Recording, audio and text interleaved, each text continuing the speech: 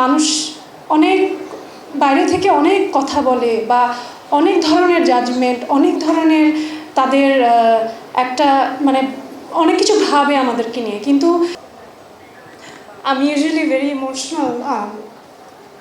Emotion দেখাতে চাই না, কারণ মানুষ ইমোশনটাকে দুর্বলতা মনে করে।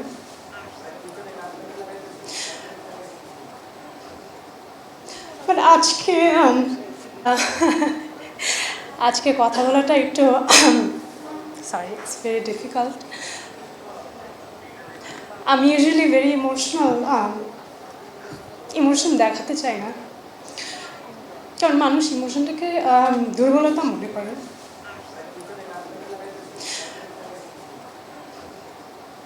বাট আজকে এখানে সবার মাঝে হয়তো আমি সবচেয়ে ইয়াংগেস্ট। এই বয়সে আসলে আমার এত এত অর্জন এবং এত কিছু আমি মনে হয় যে আমি কখনো ভাবিনি স্বপ্নে যে হতে পারে, কিন্তু আমার মা ভেবেছিল।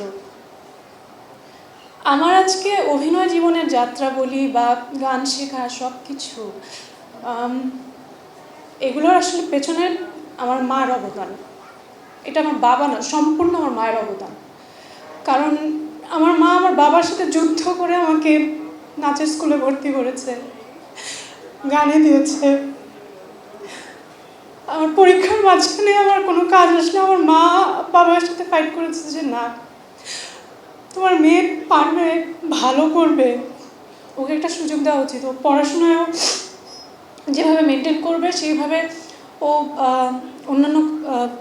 অন্যান্য সব কিছুতেই করবে। তো আমার যখন হোলি ক্রসে চান্স পাই আমি ক্লাস 6-এ, ওটা আমার জন্য মানে অনেক বড় একটা পাওয়া ছিল।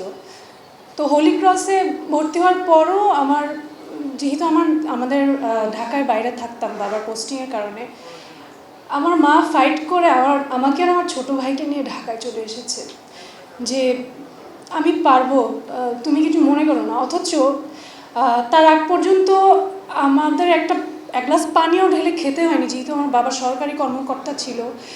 এত মানুষজন ছিল কোনো একটা কাজ করার জন্য, ডাক দেওয়ার জন্য। সেই মানুষটা একা একা আমার ভাইকে আর আমাকে নিয়ে ঢাকায় চলে আসে এবং আমার ছোটো ভাইকে এমন দিন গেছে যে রেখে আসার কেউ নাই।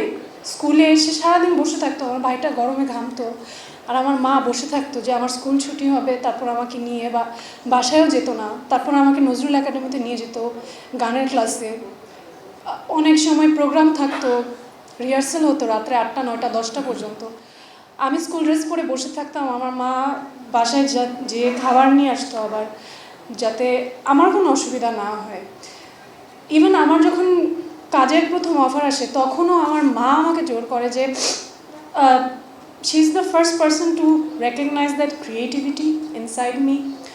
অ্যান্ড আমি অনেক এক্সপেরিমেন্ট করেছি এবং অনেকবার সুইচ করেছি। আমি স্কুল কলেজে সায়েন্সে ছিলাম, হোলি ক্রস থেকে পাশ করার পর আমি বলি যে না, আমি সায়েন্সে পড়তে চাই না, আমি বিবিএ পড়বো। তো আমি পরীক্ষা দেই, আমার জাহাঙ্গীরনগরে হয়, ঢাকা ভার্সিটিতে হয়, বিউপিতে হয়।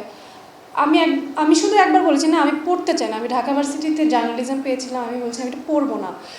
আমার বাবার সাথে ফাইট করে আমার মা আমাকে বিউপিতে ভর্তি করে, কারণ আমার মা সবসময় আমার আগ্রহকে প্রায়োরিটি দিয়েছে এবং আমি কি হতে চাই এটা খুব রেয়ার। আমার মনে হয় যে সন্তানদের ইচ্ছাটাকে মায়েরা প্রায়োরিটি দেওয়াটা, তো আমি সেটা পেয়েছি, আমার ক্ষেত্রে সব সময় পেয়েছি। এবং আমাদের এই প্রফেশনটা এটা খুব কঠিন একটা জায়গা।